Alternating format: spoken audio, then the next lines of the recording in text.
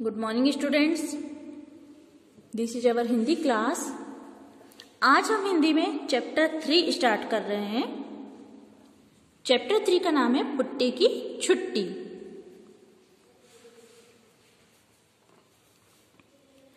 नए साल पर चीटू और नीटू ने सबको खूब हंसाया। आपने देखा था ना, चैप्टर 2 में गड़बड़ हो गई में चीटू और नीटू ने सबको नए साल पर खूब हंसाया। ऐसे ही पुट्टी ने भी अपनी दोस्त को हंसाया और छुट्टी के दिन का मजा लिया। दिन भर और क्या क्या किया उसने, आइए जानने के लिए मिलकर पढ़ते हैं यह कहानी। आज छुट्टी है, सभी लोग घर पर हैं। पुट्टी सोचने लगी, आज माँ कुछ खास बनाएगी या पापा घुमाने ले जाएंगे। जैसे बेटा आपकी भी सभी की छुट्टी होती है, आप भी सोचते हो कि या तो आज मम्मी कुछ खाने में बहुत ही अच्छा सा कुछ बनाएगी, कुछ खास चीज बनाएगी, डिश बनाएगी, या फिर हो सकता है पापा हमें कहीं घुमाने ले जाएं। तो ऐसा ही पुट्टी ने भी सोचा कि माँ आज या तो कुछ खास बनाएगी या फिर पापा घुमाने ले जाएंगे, या फिर कुछ तो और मजेदार होगा ही। माँ बरामदे में बैठी अखबार पढ़ रही थी। माँ आज छुट्टी है, पुट्टी ने याद दिलाया। पुट्टी ने मम्मी को याद दिलाया कि मम्मी आज छुट्टी है। तो क्या हुआ? मम्मी ने बोला तो क्या हुआ, आओ तुम भी अखबार पढ़ो, आओ तुम भी बैठकर अखबार पढ़ो, ऐसा माँ ने कहा। छुट्टी और अखबार, पुट्टी ने मन ही मन सोचा और भैया के कमरे में चली गई। पुट्टी ने मन ही मन में सोचा कि छुट्टी और मैं अखबार पढ़ूं, ऐसा नहीं हो सकता, और वह भैया के कमरे की तरफ चली गई। जब वह भैया के कमरे में गई तो भैया अपने कपड़ों की अलमारी साफ कर रहे थे। भैया ने कहा, देख पुट्टी, मैं अपनी कपड़ों की अलमारी ठीक कर रहा हूँ, तुम भी अपनी किताबें ठीक से रख लो। छुट्टी और सफाई कहकर पुट्टी ने पापा को आवाज लगाई। पुट्टी ने अपने भैया से कहा, छुट्टी आज छुट्टी है और मैं सफाई करूं। यह कहकर पुट्टी अपने पापा को आवाज लगाने लगी। पापा रसोई घर से झांकते हुए बोले, मैं खिचड़ी बना रहा हूँ, आओ पुट्टी तुम मेरी मदद करो। पापा ने क्या बोला रसोई घर में कि मैं खिचड़ी बना रहा हूँ, पुट्टी आओ और मेरी मदद करो। छुट्टी और खाना, यह तो कोई बात ही नहीं हुई। पुट्टी ने ऐसा कहा। पुट्टी ने पापा से कहा, आज छुट्टी है और मैं खाना बनाऊं, ये तो कोई बात नहीं हुई। यह कहकर पुट्टी खेलने के लिए अपनी दोस्त गुड्डी के घर चली गई। लेकिन गुड्डी की माँ ने बताया कि गुड्डी को बुखार है और वह खेलने नहीं आएगी। जब पुट्टी गुड्डी के घर गई तो गुड्डी की माँ ने बोला कि बेटा आज तो गुड्डी की तबीयत खराब है, उसको बुखार आ रहा है और वह आज तुम्हारे साथ नहीं खेल लेगी। छुट्टी और दोस्त भी नहीं, पुट्टी उदास हो गई। पुट्टी ने सोचा आज छुट्टी है और मैं दोस्तों के साथ खेल भी नहीं पाऊंगी, ऐसा सोचकर पुट्टी जो है वो उदास हो गई। इतने में उसे गुड्डी के भाई शेखर की आवाज सुनाई दी। देख पुट्टी, मैंने अपनी साइकिल की चेन अपने आप ठीक कर ली। अब मैं गुड्डी की साइकिल की घंटी भी ठीक कर दूंगा। यह कहकर वह अपने काम में लग गया।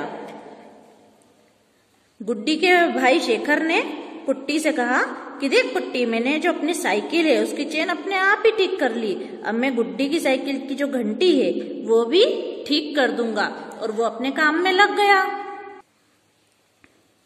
पुट्टी परेशान थी कि छुट्टी का दिन है और सब अपने अपने मजे कर रहे हैं और मैं क्या करूं। बोलते बोलते पुट्टी वापस अपने घर आ गई। पुट्टी बहुत परेशान थी कि आज छुट्टी का दिन है, सब अपने अपने काम में व्यस्त हैं, सब अपने अपने मजे कर रहे हैं, और मैं क्या करूं, मुझे तो कुछ समझ ही नहीं आ रहा है। ऐसा पुट्टी बोलते बोलते वापस अपने घर आ गई।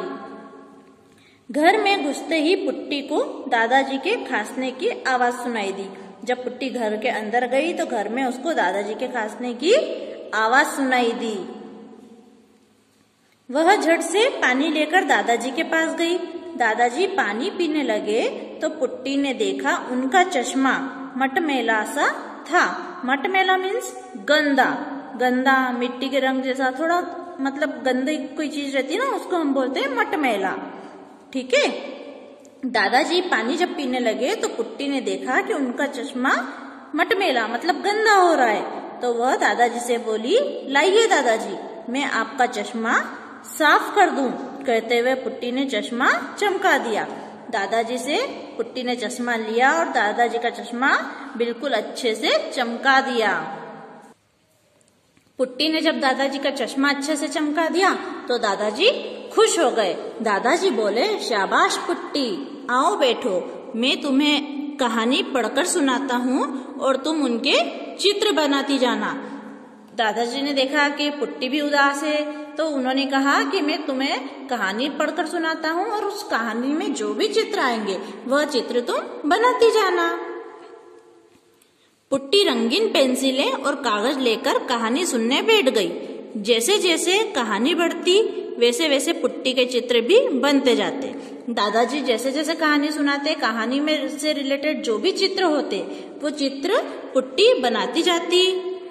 कहानी खत्म होने पर उसने पूरी कहानी के चित्र बना लिए। कहानी जब खत्म हुई तब तक उसने पूरी कहानी के चित्र बना लिए।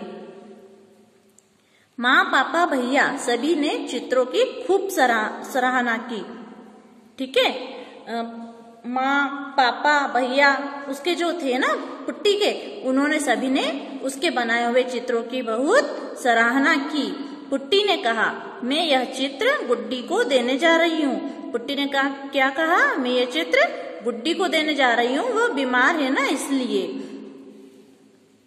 मैं उसे कहानी और अपनी मजेदार बातें सुनाकर खूब हंसाऊंगी।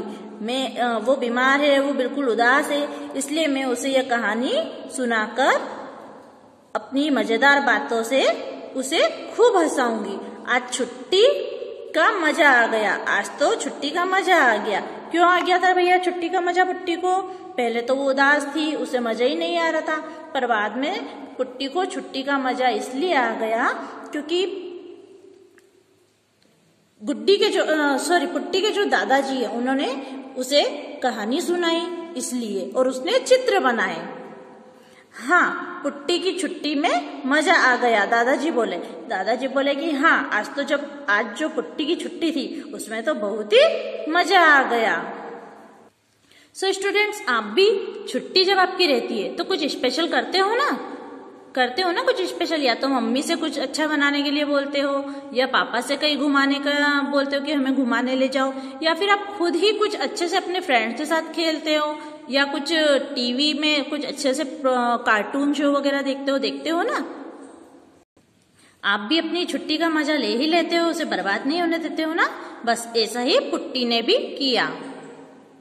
सो स्टूडेंट्स, यदि आपके पास भी बुक है तो आप जो चैप्टर हमारा 3 है पुट्टी की छुट्टी, इसकी रीडिंग जरूर करें। ठीक है। इसके आगे का जो एक्सरसाइज है वो हम क्लास वर्क में करेंगे। Thank you.